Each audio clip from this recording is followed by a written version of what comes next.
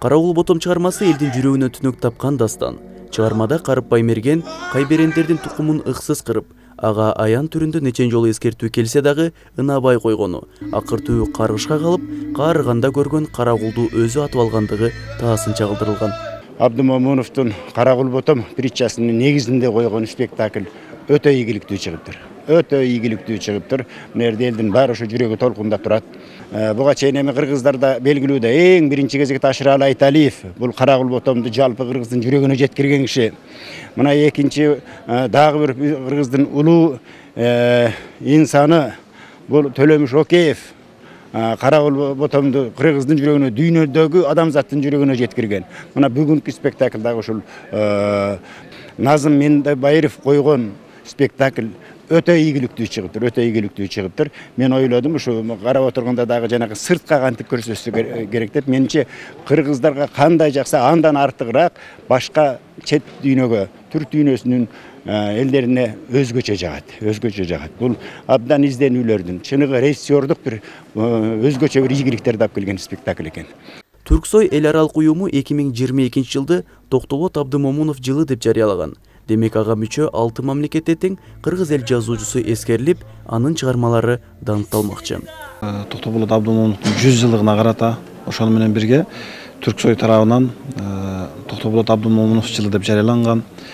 Элдик притчанын негизинде жазылган Карагул Ботом притча спектакль менен болду. Бул эми элибиздин бардыгы, кыргыз эли, балким бул Орто Азиялык, бул орток маданий мурас бул Карагул Ботом. Бул чыгарманын сюжети баарыбызга тааныш, бирок ошондой болсо дагы драматургдун чебердик менен бергендиги, андан сырткары бул жердеги чыгармачыл топ, режиссердун, актерлордун бир топ эмгеги менен чыгарма жаралыптыр. Мен көрүп аябай таасирлендим. Бул деген сөз кайсы бир деңгээлде адам баласына жашоосуна азга шүгүр кылып, канаат кылып жашоого чакыруу. Залкардын чыгармаларынын ичинен Карагул Ботом жөн жерден тандалып алынган жок.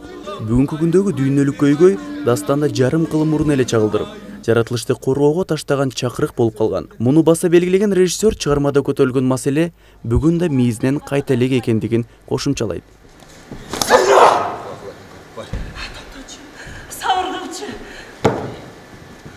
Чыгарманын өзөгүндө бир бүгүнкү күндө адамды мындай чакырык бар да, деги эле экологияны тазараак сактаганга, дүйнөнү таза сактаганга, дүйнөгө биздин көз карашыбызды өзгөрткөнгө. Анткени актерлордун сөзүндө баамдадыңар болуш керек. Күн алдында ар бир нерсенин өз орду бар. Адамдын дагы, айнектин дагы, курттун да, кумурсканын да баарынын тең өзүнүн орду бар. Мына ошол күн ордундагы өз ордубузду гана таза сактаганга биз адам баласы милдеттүүбүз деп ойлойм. Ошолордун ичиндеги эң орусча айтканда сознательный жандык бул адам.